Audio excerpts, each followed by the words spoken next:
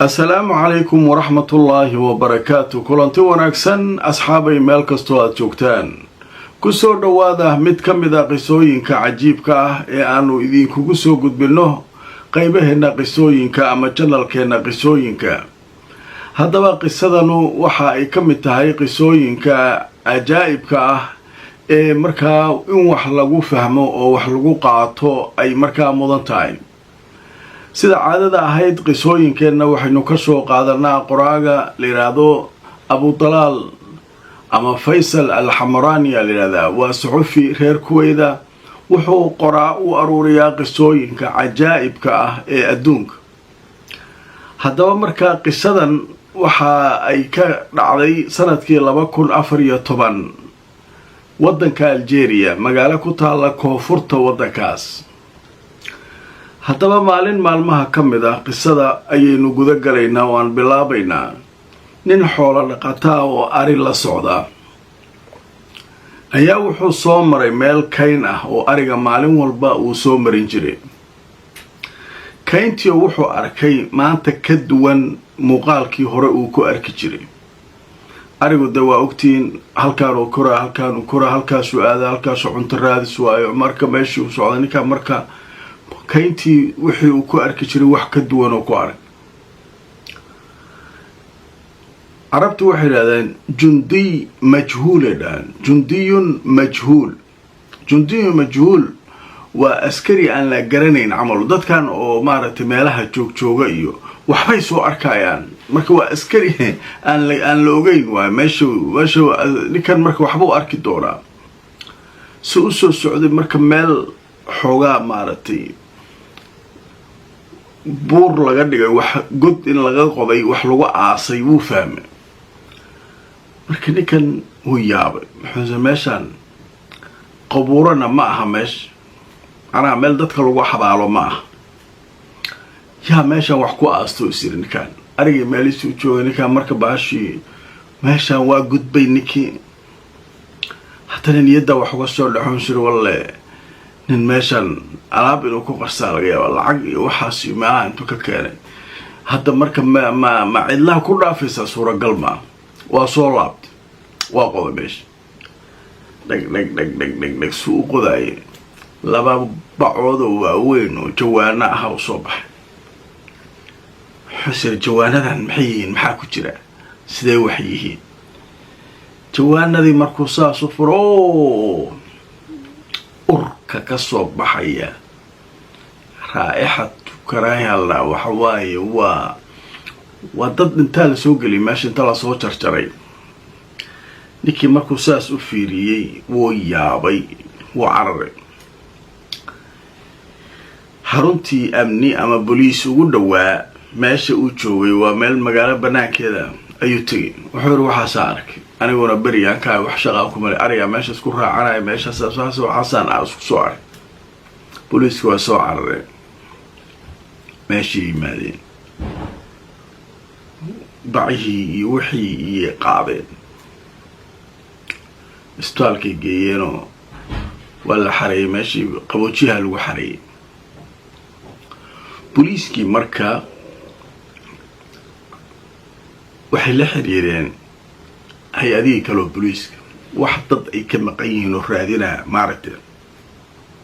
maya dadku maxay yihiin war waxa kan maxay ahaayeen sidee wax u dhaceen maalin marka xoogaa dhowr maalmood kadib haweeney da' ayaa waxay u timid saldhig booliis waxay tiri waxaan la ahay walaalkay oo 65 sano jira iyo xaas uu qabay oo 35 sano jirtay labadaas aan la ahay meel ay jaan iyo cirib dhigeen ma garanayo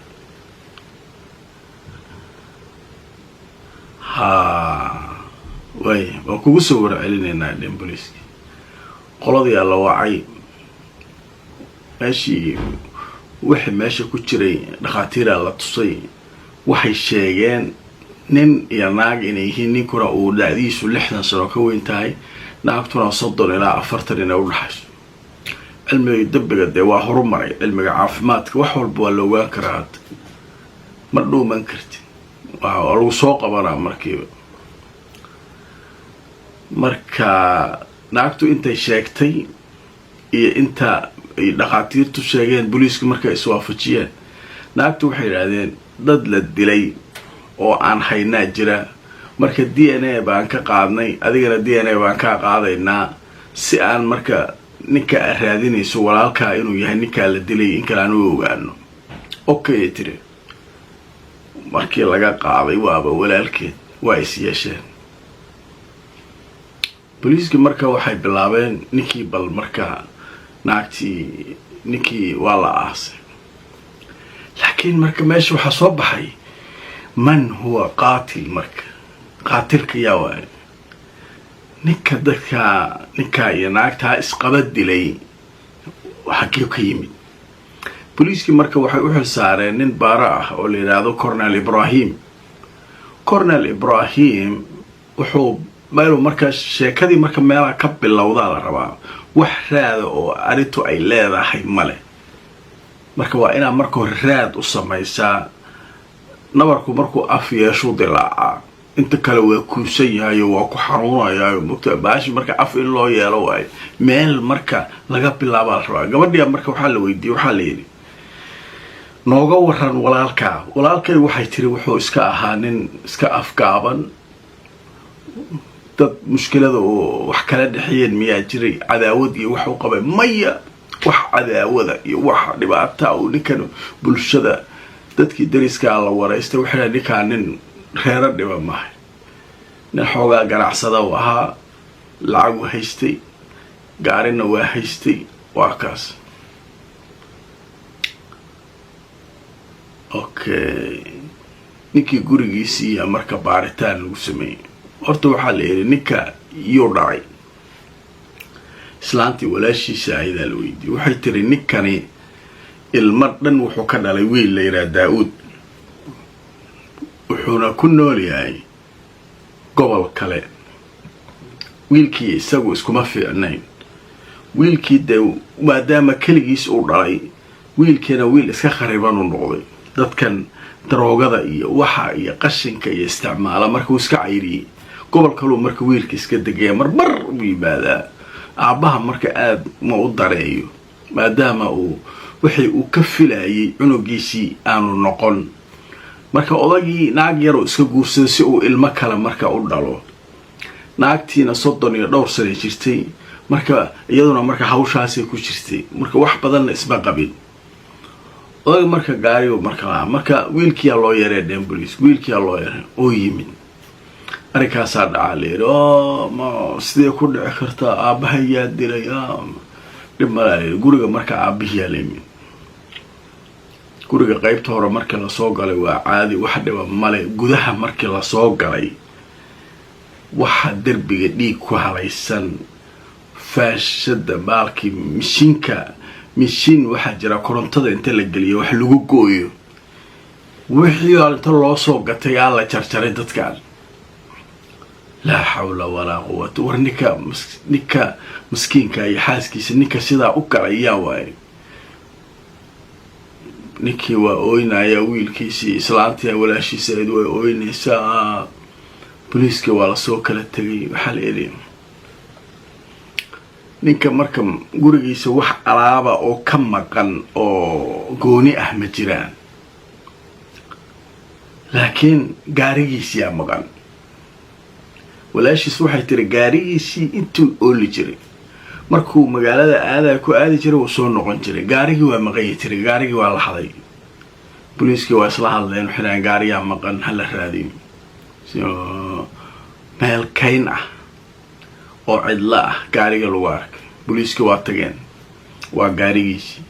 saasaa loo ballaqay waa la furay oo gaarigii dhiiga ku halaysan marka waxaa la ogaaday gaariga kan in lagu soo qaaday ninka iyo xaaskiisii la dilay ninka soo qaaday gaarigiina ku soo qaaday gaarigiina uu meesha uga tegay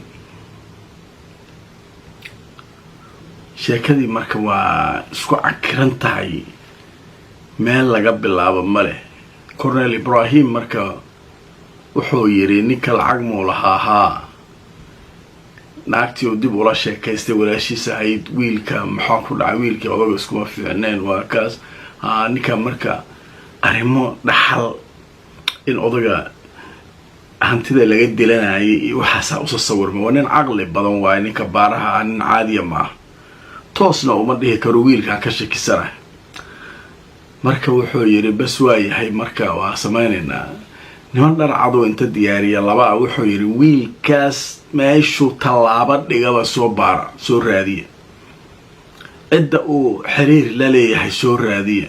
gobolka kale u raaca ka daba taga la socda dhaqdhaqaaqiisa wiilka aniga waxay iga jiraan uu yidhi wiilka alkoolistaha aan ka shakisanahay inuu aabihii iyo eedadii meesha ku dilay marka waa inaan maaragtay hawshaa galo yidhi way daba socdeen ninkii xogtiisa oo dhanaa baarihii Colonel Ibrahim loo keenay Colonel Ibrahim waxaa la horta ninkan xaas uu leeyahay xaas ha yeeshee laakiin waxaa jirta gabar uu jecel yahay gabar uu u dhimanayo oo ooyayo 24 saac war xaasaa leedahay iga tag hanti malihid waxaan kugu qaata malihid maxsi dhowr jeer isdeen saasa haa gabadha hala soo qabto hala soo xiro gabadha uu ninkan jecel yahay hala soo qabto fiiri taatikada wax lagu baarayo iyo caqliga la isticmaalayo caadi ma gabadhiya la soo lahay saldhigga booliiska la keenay ninkii baaraha uu wareystay wuxuu ninka Daawud la yiraahdo ma garanaysaa Daawud la yiraahdo wiilka Daawud nooga warano yiri kaasoo waxay tiri Daawud xaasuli anigana wuxuu yiraahdaa waan ku jeclahay uu ooyaa wuu qayliyaa waa ku jeclahay aan iskuursano anoo waxay dhahdaa kow xaasa leedahay aniga nin xaas la marrabo midda labaad waxa isku furdaa misamaysa hadda kiil ku saaran yahay oo remoor jiidaya remoor waa taqaanin mo ila tare ma remoor ki saarida abtas nada remoor jiidaya hadda mid kale kuma xiran kartid gaari kale ma jiidi kartid warniyo how amaanka si aan adduunka ka qaraabtay maya aniga aabbahay lacag u leeyahay moogta haye aabbahay lacag u leeyahay maalinka ugu horeysa uu dhintana hantidiisa qofaan aniga ahaynba ma dhaxlaayo wiilka kaliya uu dhalayaan hantidaas oo dhan baan haystaa aniga war hantidaa daaysatay hadda hanti gacanta kuma hayside odagii sooma jooga hadda maxaa ii sheegay aniga maalinkii odagu dhintaa la isku ana keenay haagtii marka xogaa laga helay moogtahay okay Colonel Ibrahim gabadhi marka wuxuu yiri hala hadlin ninkaas Ibrahim la yiraahdo in booliisku ku wareysteen haddii kale xabsi ama mutaysanaysa way hantadeen qofna ha u sheegin inaan ku wareysan okay tiro way soo baxday waa soo haadi Daawud ka loo yeeray waa yimid warniyo waxa la yiraahdaa waxaan ku weydiinaynaa gabadhaas ma taqaanaa kaasoo yidhi midna waa xaaskayga midna waan jeclaayo inaan guursadaan rabo marka waxaa la yidhi dhegayso waxaa nooga warantaa aabbahaa ma ku wargelisay inaad xaas labaad guursanayso markaasuu yidhi haye maalinaan u teguu yidhi haye maalin markaan u tegay isaga iyo xaaskiisii cusba ayaa isla joogay waxaan uga sheekeeyay gabadha inaan jeclahay odaguna ay tahay inuu i caawiyo hantida uu leeyahay wax iga siiyo si aan gabadha ugu guursado odagii iyo xaaskiisii waxay soo istaageen waa ceeb gabar yaroo miskiin ah oo hadda aad guursataa haysataa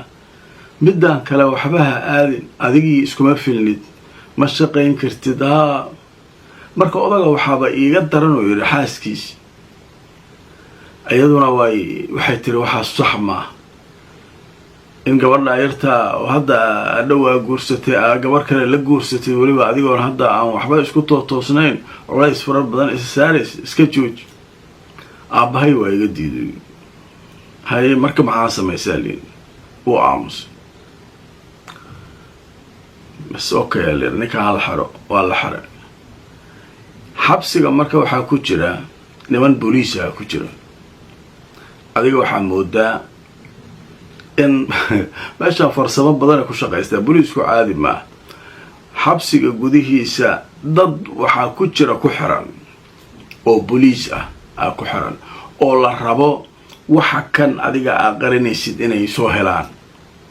haddii lagu garaacayo adiga ayagana waa la garaaca toban karbaasha maanta idiin qoran carabta dee waa la isgaraaca meeshaan yurub oo kale iyo maxbuuska sumcadu uu leeyahay kan uu leeyahay ixtiraam uu leeyahay bani aadamnima jirtay waxaas lagama qoro meesha subaxdii karbaasha lagu qoraa dilano karbaashka lagula dhacaya lala dhacaa waana booliis waxa la yaabla sabaa intaas waxa la raadinaa xogta ilaa la keeno meesha laga soo saaro nina marka qolku ku xirnaa lagu la xaray ninkii wala saaxiib ninkii wala sheekaystaa subaxdii waa la isla karbaasha waa la isla kicina waa la isla urdisiina waa la isla ciqaaba waa la isla soo ninka ba ka shakinaysid marka nin aad isku meel seexataan oo subaxii hadii laba karbaash la idin qoro nin walba uu jimicsanayo ku hay haddana hadii shaqo adag la isu diro shaqadii dhinaciisa ka qabanay waa maxbuus caadi isaga marka ku bilaabayo wuxuu ku leeyahay dhageyso aniga saasa la isoo xaray mushkiladaas jirtay laakiin waxa aan qariyay waxaasna waan sheegay kan waa maxallinkii marka waxa la yiri xashiishu cabaal xashiishku aad u cabaal ninkii askariga ahaa waxa loo dusiyay xashiishku la cabaal warbeeshan wax beesha qoran waa yaabaysa sheekooyinka qaar sida wax loo baaro waxyaabaha qaar waa la yaabaysa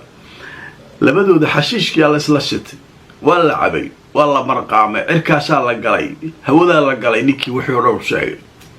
wuxuu ra abahay baa saas yiri karo yiri aniga inta baxay waa jarjaro yiri marka hore guriga inta tagay xaaska abahay kaliya inta uu tagay iyadiyaan qabtay waa jarjaray abahay yimid waa ku daray waa jarjaray dukaankan tagay waxaan soo gatay alaabtaas maartay si fiican loogu jarjaro hilibka iyo soo gatay waa jarjaray labada maartay bacoodo waaweyn soo gaday waa ku guray hilibkoodii gaarigiisa ku qaaday meeshaan geey wixii dhan laga ay ninkii marka shaqadiisa waa dhamaystay dhowr toddobaad markii meesha uu ku jiro waa lala soo baxay ninkii waa la soo bixiyay waxa la yiraahday sheeg waxa dhacay oo dhahay ninkii loo keenay oo labisan ninkii shalay la isla karbaashay xashiishka isla cabayeen waa baa xidigla ciidanka awaay haye aniga soo iima sheegin waay adeer haaway waadi ma askari ahayd askari haaway ninkan asaga hawsha ka dambeeyay ninkan aakhiraha loo diray ninkii marka waa qirtay markii meel uu ka baxa uu aqooway wuxuu aniga sameeyay arka saasay u dhaceen waxana u sameeyay inaan dhaxlo lacagta oo naagta aan jeclahay ku gurso balaaya ku jeclaat aabihi soo jarjaray islaan masaakiino aabihiisa qabo jarjaray waxaan u jarjaray inaan odaga dhaxalkiisa inta qaato uu dhiman waaye odaga waaba soo taagan yahay kula waaba dhiman waaye marka waa ana wasi tuqaantiqiin maarta si socdo oo dhici raba oo si kala tuurtay oo kala waay odaga marka ana aakhira u sidiroy si aan wixiisa u dhaxlo haye marka de waa kaas marka hadda baashi waa ogaatay ninkii waa la qabtay cadeymihiisa la qaaday maxkamadda la geeyay qaadiga wuxuu ku xukumay inta noloshiisa ka dhiman xabsi ilaa hadda waa ku jira 2014 xabsiga la dhigay ilaa hadda maartay xabsiga ku jira ilaa inta noloshiisa ka dhiman qaadana wadanka Algeria la leeyahay xukum al-i'daamka ama ninkii nin dil hala dilada waa laga joojiyay inta badan dawladaha carabta hadda waxa moodaa inay xukunkaas kasii dhamaanayaan oo macnaha ninkii nin dila xabsi daayin sida hay'adda xuquuqda aadanaha Amnesty International loo lahaa waa la nacsi diintoodii la nacsi diinteenu maxay leedahay qofkii qof dila hal dilo Soomaa ayo marka diintiyaaba waxana looga dhigay wax maartay dambi ina gashay oo kale war ninkan inuu dilay waa la dilay maxaa dhibaato maya hay'adaha xuquuqda aadanaha sida loo lahaa qolo walba lacag lagu siinaya xukunkan meesha ka saar waa isku mid xabsi daa'in ninka noloshiisa dee meesha ku qaatay